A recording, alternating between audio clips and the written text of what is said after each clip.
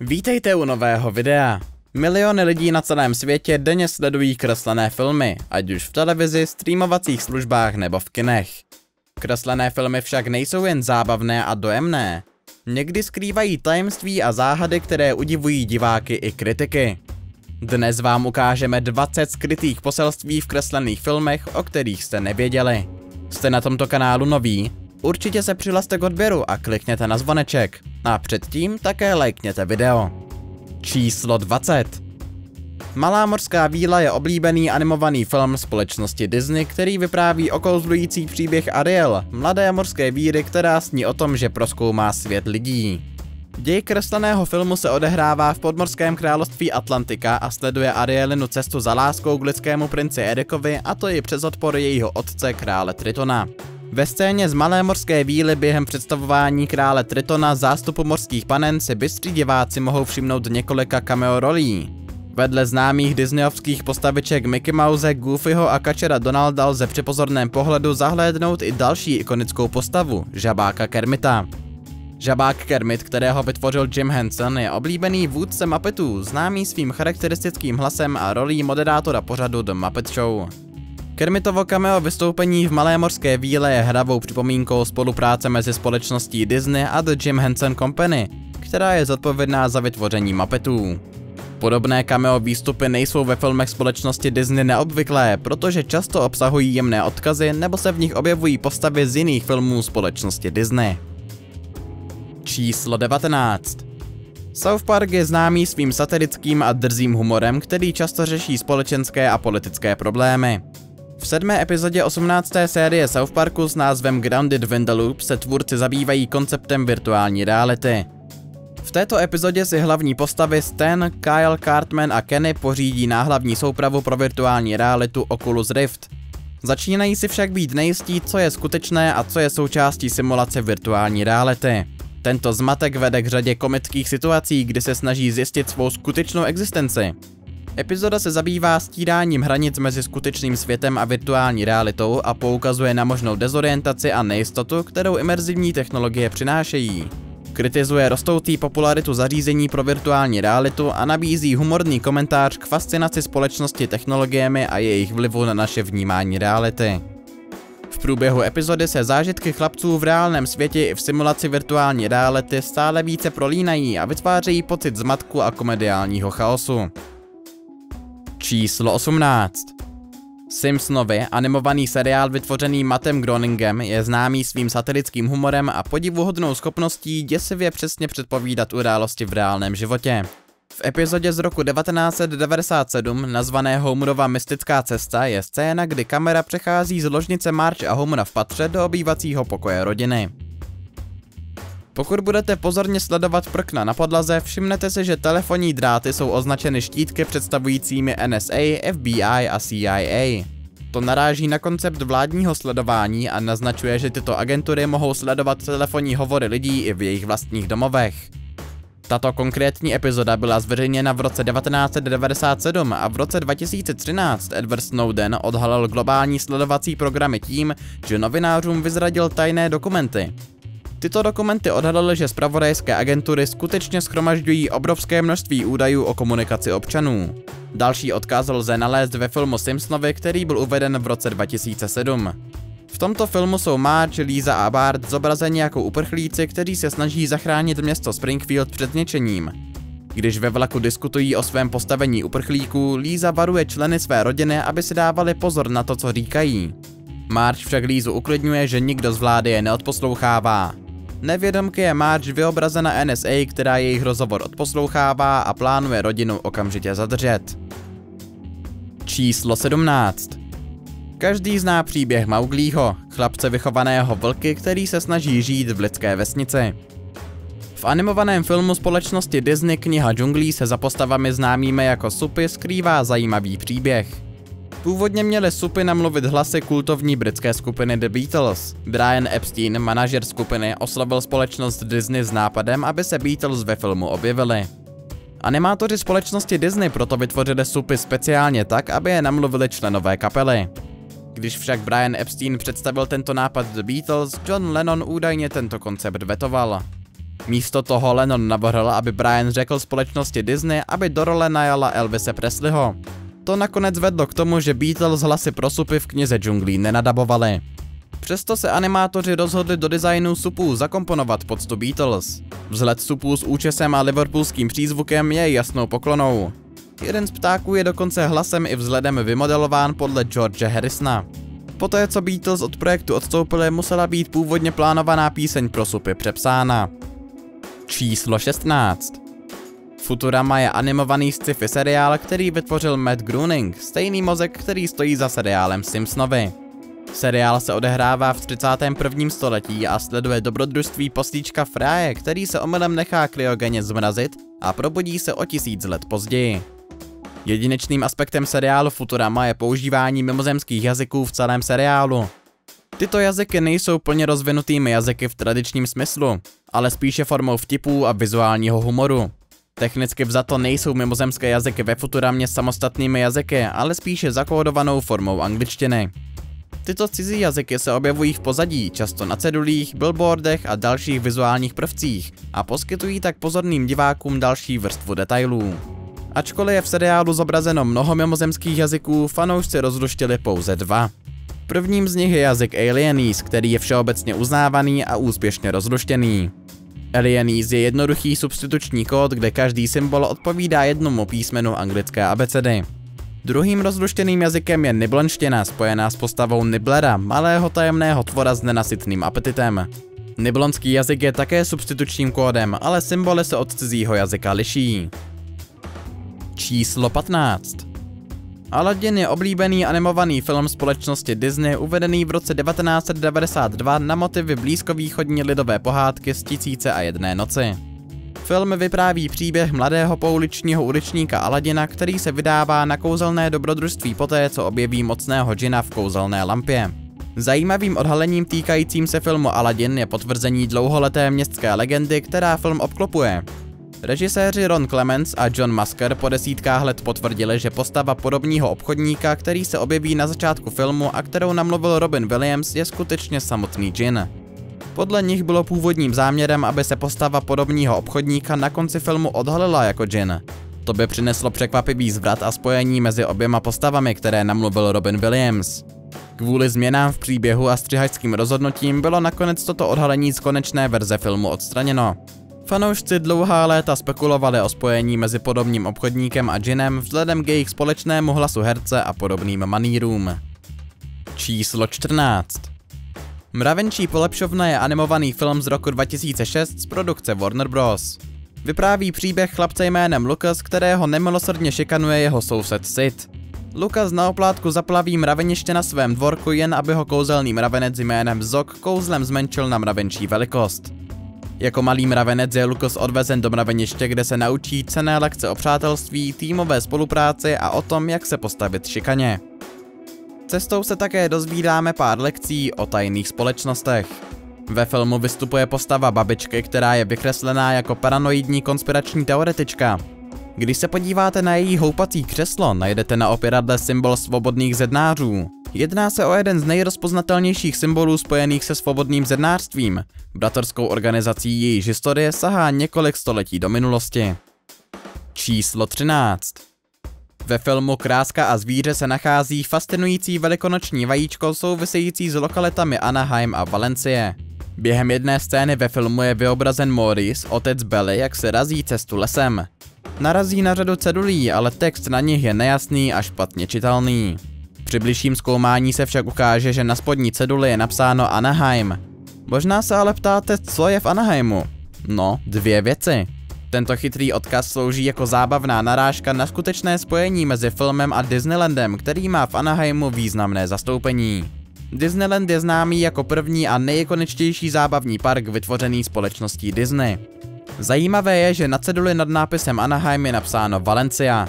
Tento odkaz má další význam přesahující děj filmu. Ve Valencii se totiž nachází oblíbený zábavní park Six Flags Magic Mountain v Kalifornii. Sídlí zde také Kalifornský institut umění, prestižní instituce založená Waltem Disneym. Číslo 12. Fantazie je přelomový animovaný film, který společnost Walt Disney Productions uvedla do kin v roce 1940. Jedná se o jedinečný filmový zážitek, který kombinuje klasickou hudbu s animovaným obrazem a výsledkem je řada okouzlujících a nápaditých segmentů. Film režíroval tým slavných Disneyho animátorů a vystupuje v něm ikonická postava Jen Sida. Zajímavé je, že jméno Jen Sid není ve filmu samotném uvedeno a ve skutečnosti ho vymysleli animátoři. Je to Disney psané pospátku a slouží jako podstav Waltu Disneymu, vizionáři, který za filmem stojí. Animátoři zvolili tuto chytrou slovní hříčku, aby uctili svého váženého vůdce a vytvořili pro postavu zapamatovatelné a příhodné jméno.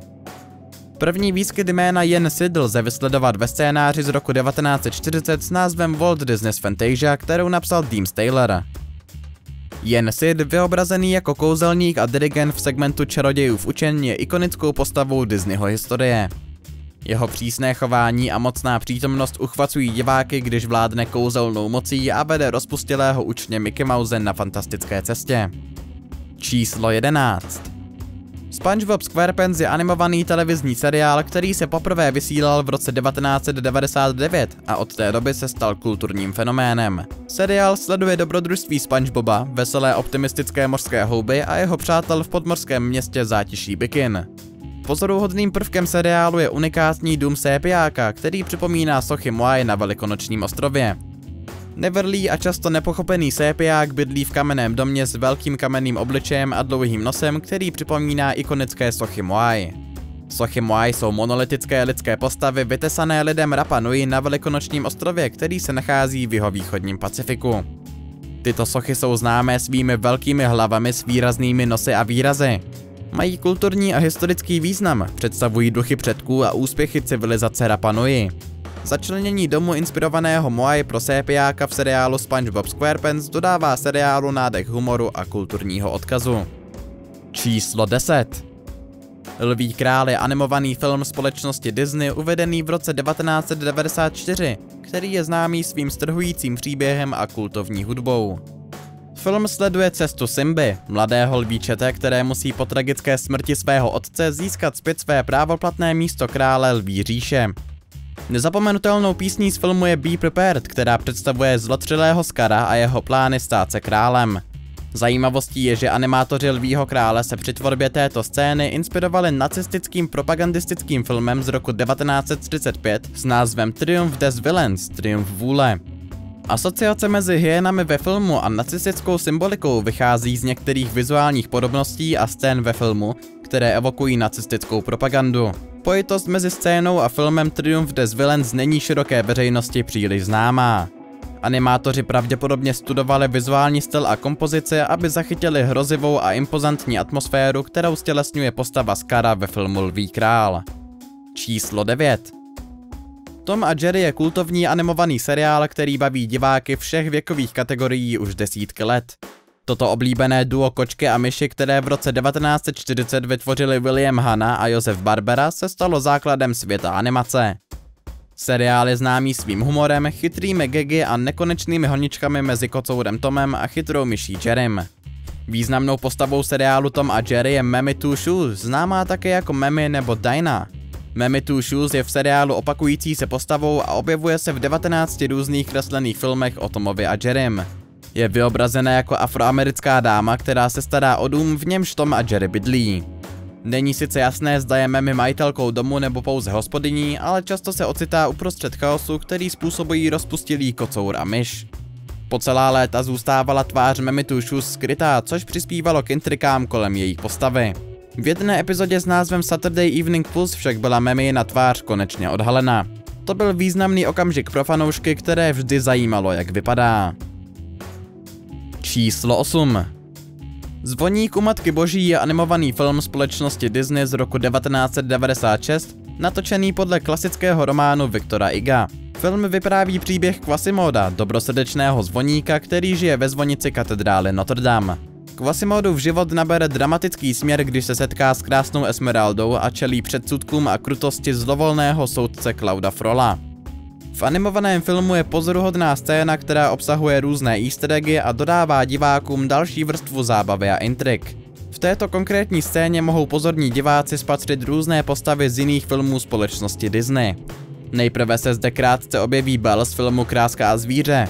je vidět v pozadí při čtení knihy. Toto cameo je hravou narážkou na další oblíbený animovaný film od Disneyho a vytváří pocit propojení a společného vesmíru mezi příběhy. Ve scéně je navíc vidět Aladinův kouzelný koberec plující vzduchem. Nakonec jsou vidět dva muži, kteří na nosítkách nesou Pumba, rozkošné bradavičnaté prase z filmu Lví král. Číslo 7. Lví král je animovaný film společnosti Disney, který se zapletl do kontroverze kolem skrytého poselství, jež se údajně skrývalo na jeho plakátu. Tato kontroverze se točila kolem přesvědčení, že ikonická lví tvář na plakátu byla záměrně navržena ve tvaru ženy. Kontroverze vznikla, když někteří diváci pozorně analyzovali kresbu a tvrdili, že v rysech lví tváře vidí jemně zakomponovanou ženskou postavu. Podle těchto tvrzení tvořil tvar lví hřívy obrys ženského těla doplněný o ženské boky a další. Mnozí kritici však tvrdí, že domnělá ženská postava je pouze výsledkem pareidolie, psychologického jevu, při němž jedinci vnímají známé vzory nebo tvary.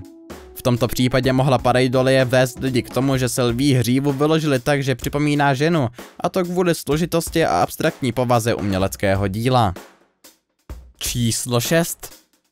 Je zajímavou shodou okolností, když se fiktivní média neúmyslně protnou s událostmi reálného světa.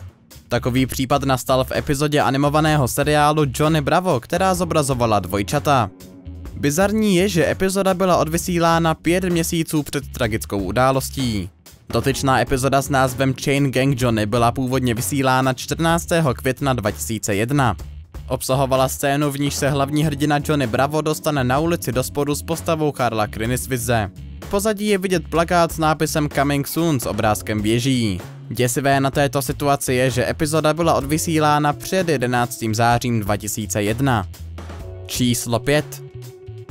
Adventure Time je animovaný televizní seriál známý svými svéráznými a nápaditými příběhy. Seriál vytvořil Pendleton Ward, odehrává se v zemi U a sleduje dobrodružství člověka Finna a jeho kouzelného psa Jakea, který mění podobu. V epizodě What Have You Done se objevuje překvapivý easter egg zahrnující postavu jménem Princezna Žvíkačka. Princezna Žvíkačka je oblíbenou postavou seriálu a je vládkyní cukrového království. Během epizody je princezna Žvíkačka viděna, jak čte knihu se zajímavým detailem. Zatímco si čte o léčení chřipky Fleazerburn, mohou si diváci v textu všimnout číselné řady 53 18 008. Tato sekvence je hravým příkladem číselné slovní hříčky, často označované jako kalkulačkové slovo nebo kalkulačkové hláskování. Když se posloupnost 53 18 008 zadá do kalkulačky a displej se obrátí vzhůru nohama, zhruba připomíná jiné zábavné slovo. Vidíte ho? Číslo 4. Mimišev je animovaný komediální film uvedený v roce 2017, který produkovala společnost DreamWorks Animation. Příběh se točí kolem miminka jménem Ted, které se obléká do obleku a nosí kufřík. Tajně pracuje jako vysoce postavený úředník v organizaci Baby Corp, která dohlíží na rovnováhu mezi dětmi a štěňaty ve světě. Film sleduje Tedovu misi, jejímž cílem je zastavit ďábelské spiknutí, které ohrožuje rovnováhu mezi miminky a štěňátky. Ve filmu Mimišev se objevují chytré odkazy na klasickou rodinnou komedii Sám doma, které divákům dodávají další vrstvu nostalgie. Film Sám doma byl uveden v roce 1990. Vypráví příběh Kevina McCallistera, 8letého chlapce, který je omylem opuštěn, když jeho rodina odjede na vánoční dovolenou. Kevin musí bránit svůj domov před 2 nešikovnými lupiči pomocí chytrých a vynalézavých pastí. Stejně jako ve filmu, když se Mimišev aplikuje vodu po holení, křičí stejně jako před 10letími Kevin McCallister. Číslo 3. Máme tu další kontroverzi kolem animovaného filmu společnosti Disney Lví král. Pozoruhodná kontroverze se týká letmého obrázku, kteří si někteří diváci vyložili jako tajnou zprávu. Na původním obalu VHS kazety Lví král byla scéna, ve které hlavní hrdina Simba leží a dívá se na hvězdy. Někteří lidé tvrdili, že pokud se pozorně podíváte na uspořádání hvězd na obloze, je tam napsáno konkrétní slovo. Toto tvrzení si získalo pozornost, když byl film v roce 1994 uveden do kin. Kontroverze vznikla proto, že se zdálo, že jsou hláskována hvězdami písmena S, E a X. Je však důležité poznamenat, že údajný vzkaz nebyl záměrný. Podle společnosti Disney měly hvězdy hláskovat SFX jako podsta týmu speciálních efektů filmu. Uspořádání hvězd bylo náhodné a nešlo o záměrnou snahu vložit skryté poselství. Společnost Disney na tuto kontroverzi reagovala tím, že pozdější vydání filmu upravila a kontroverzní uspořádání hvězd odstranila. V pozdějších verzích byly hvězdy přeskupeny tak, aby vytvořily méně dvojsmyslný obrazec, čím se vyloučila jakákoliv potenciální chybná interpretace. Číslo 2. Medvědí bratři je animovaný film z produkce Walt Disney Animation Studios, který byl uveden v roce 2003. Film se odehrává v Severní Americe po skončení doby ledové a vypráví příběh mladého inuitského chlapce jménem Kenai. Kenai zažije tragické setkání s medvědem, v jehož důsledku se sám promění v medvěda. Ve své nové podobě se vydává na cestu sebepoznání a získává důležitá ponaučení o empatii, bratrství a vzájemné propojenosti všech živých bytostí. Film Medvědí bratři zaujal diváky svým srdcerivným příběhem a úchvatnou animací, ale zároveň obsahoval skrytý easter egg pro ostražité diváky. Tento chytrý odkaz posloužil jako zábavné překvapení pro fanoušky obou filmů. Cameo se objevilo během scény, v níž Kenai, nyní proměněný v medvěda, potká skupinu přátelských lososů plujících proti proudu. Musíte se však dívat pozorně, protože je vidět jen několik vteřin. Když se Kenai snaží chytit rybu, vidíme klauna Nema z animovaného filmu Hledá se Nemo. Číslo 1. Hlavním dějištěm seriálu SpongeBob SquarePants je Krusty Krab, restaurace s rychlým občerstvením, kde SpongeBob pracuje jako kuchař pod dohledem svého šéfa pana Krabse. Jedním z nejznámějších jídel, které se v Krusty Krab podává, je Krabby Patty, lahodný hamburger, který si obyvatelé zátiší Big N oblíbili. Fanoušky dlouhá léta zajímal tajný recept na Krabby Patty. Recept na Krabby Patty byl přísně střeženým tajemstvím, které znalo jen několik postav v seriálu. Četné epizody se točily kolem postav jako je Plankton, rival pana Krabse, který se pokoušel recept ukrást a zopakovat úspěch Krusty Kraba. Skutečné složení receptury Krabby Patty však zůstávalo dlouho tajemstvím. Teprve relativně nedávno bylo tajemství odhaleno. Jste na něj připraveni? Tajná receptura obsahuje špetku přísady zvané Poseidonův jed. Jaký je váš oblíbený animovaný film? Napište nám do komentářů.